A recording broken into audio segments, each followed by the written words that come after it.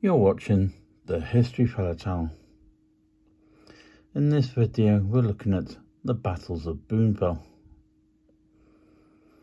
The first Battle of Boonsville was a minor skirmish of the American Civil War, occurring on June the 17th, 1861, near Boonville in Cooper County, Missouri.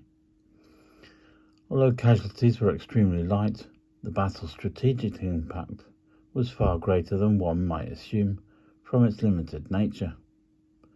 The Union victory established what would become of an unbroken federal control of the Missouri River and helped to thwart the efforts to bring Missouri into the Confederacy. The battle itself was actually little more than a skirmish, but it was one of the first significant land actions of the war and had grave consequences for Confederate hopes in Missouri. After disembarking, Lyon's troops marched along the Rocheport Road towards Boonville at around 7 a.m. Part of Marmaduke's eager but ill-equipped State Guard force waited on a ridge behind the bluff, totaling around 500 men. They had no artillery support, since it was all within Parsons at Tipton. Inexplicably, Governor Jackson, observing from a mile or so away, held his only reasonably disciplined and organized command, the long-established Washington Blues militia, in reserve. It would take no part in the battle. Lyon's command encountered State Guard pickets as they approached the bluffs, but Lyon deployed skirmishers and continued to push his men forward rapidly. The Union Army quickly displaced sharpshooters stationed in the Williams Adams house, while Union infantry closed with a line of guardsmen and fired several volleys into them. This caused them to retreat. This position of the fighting lasted barely 20 minutes. Some attempts were made to rally and resist the Federal advance, but these collapsed when the Union company flanked the Guards' line. This was supported by cannon fire from a light howitzer on the river steamer Augustus McDowell. As Marmaduke feared, the Guards' retreat rapidly turned into a rout. The Guardsmen fled back through Camp Bacon and the town of Boonville.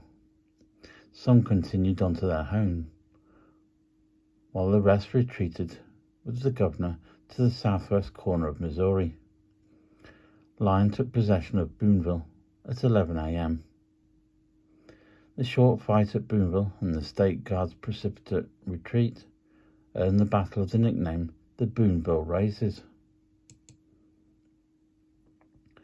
The Second Battle of Boonville was fought on September the 13th, 1861, when Colonel William Breckinridge Bill Brown of the Missouri State Guard led 800 men in an attack on 140 pro-Union Boonville Home Guardsmen, under the command of Captain Joseph A. Epstein, while the Union soldiers were eating breakfast.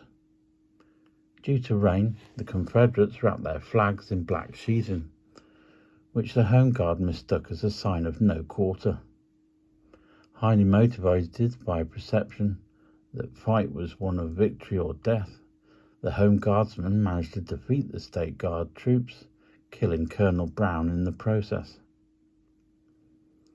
The Third Battle of Boonville was fought on October the 11th, 1863, during Shelby's Great Raid, and saw General Joseph Shelby's troops engaging Union forces in the city.